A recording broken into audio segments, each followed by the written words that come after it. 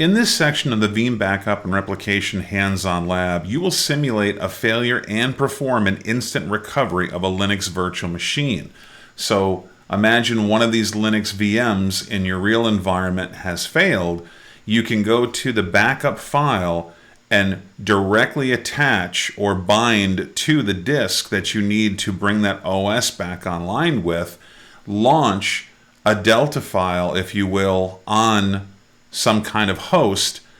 get this machine up and running quickly, and then as needed migrate that disk into production as needed, or even leave the disk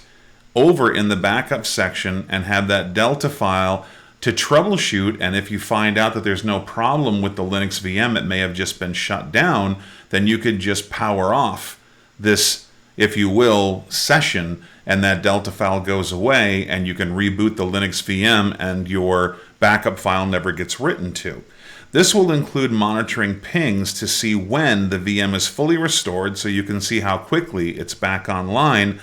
and running by selecting the checkbox for power up the virtual machine on recovery and connect the network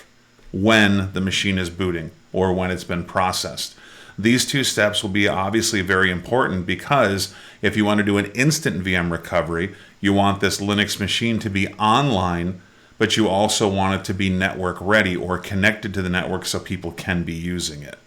So you'll see that we have the options to allow that, or if you want to launch that Linux VM but not give them access to the network, you could do that as well to keep it isolated for troubleshooting.